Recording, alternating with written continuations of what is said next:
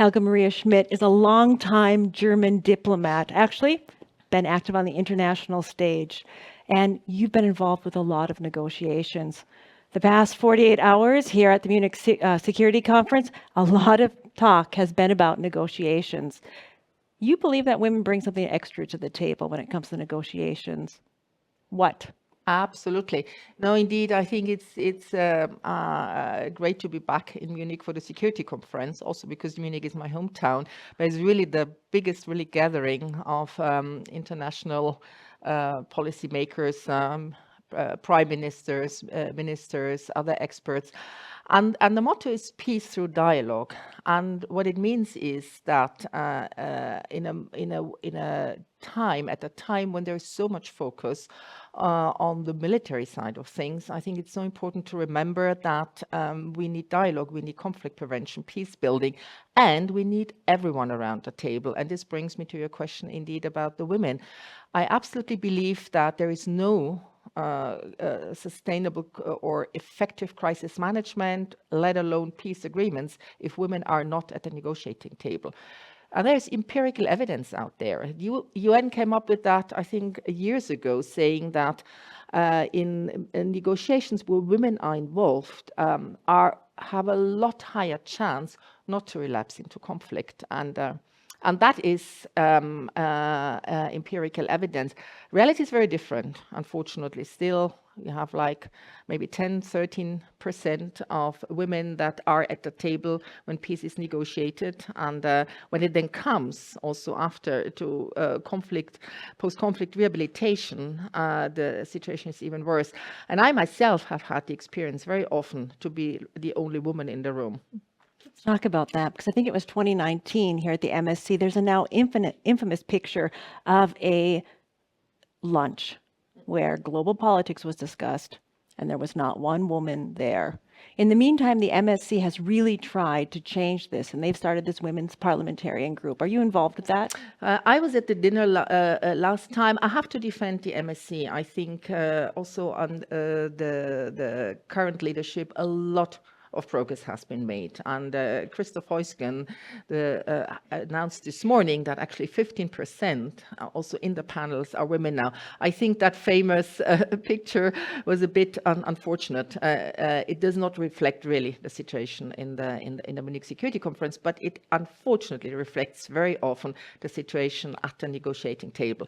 And not only at the negotiating table, I think women really need to be part at all levels of decision making. You were part of a panel earlier today. What were some of the best takeaways from that? Yeah, it's been very hectic. You start at 7 in the morning and until very late in the evening, but it's absolutely worth it. And indeed, we had a closed session this morning, which allowed us to be very open, also from women from conflict-affected countries, from women who are part of international organizations, who represent international organizations. And we were looking at this from two sides. First, the need, as I was just explaining, to bring more women in all levels of decision making, but we also looked at the issue of gender-based violence, and particularly also sexual violence in conflict.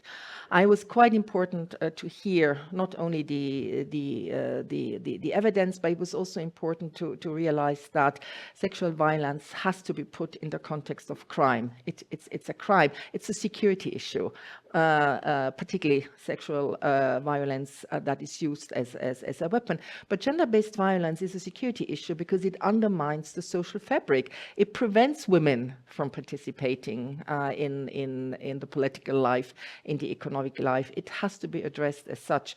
And I think it's also, I'm a strong believer also in sharing best practices, experience, and also I'm a strong believer in networks.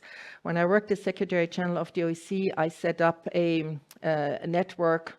OEC is 57 countries, spanning Europe, North America, Central Asia. Russia is there, Ukraine is there, the US is there.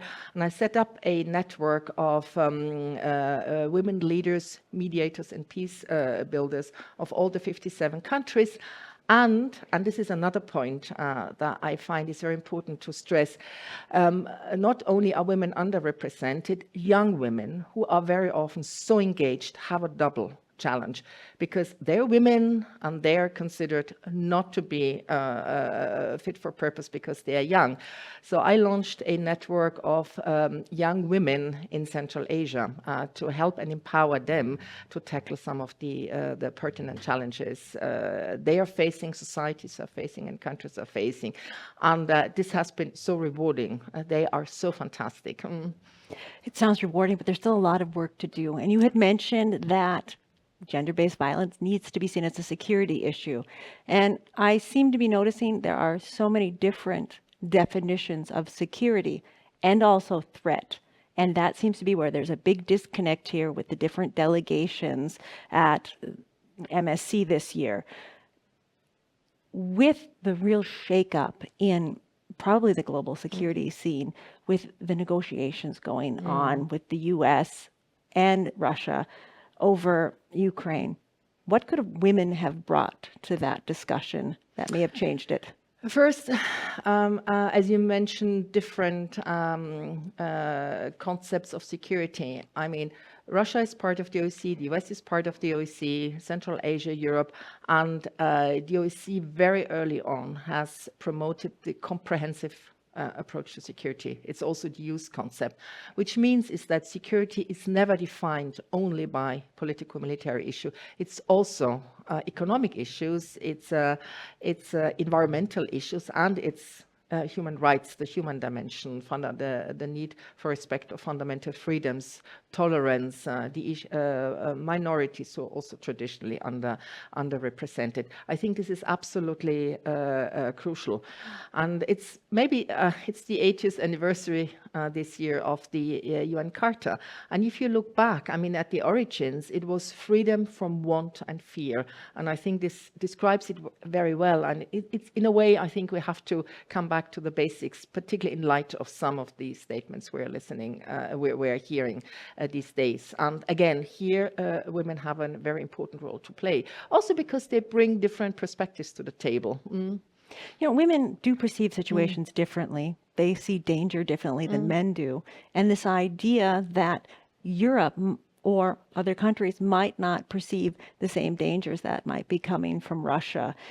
How can these perceptions be brought into alignment so everyone gets on the same page? I think it's not only perceptions, it's really that if you look at the issue in post-conflict rehabilitation, reconciliation is very important. Women look at socioeconomic issues differently. When you look at reconstruction, you have to think about the social economic issues. I think these are the different perspectives women bring to the table. Take climate change. I mean, we are unfortunately facing probably the highest number of conflicts ever, but we're also facing climate change. There is a clear link to security. It's a threat multiplier, and it's an existential threat to all of us. Everyone will be affected. Some countries more, some countries less.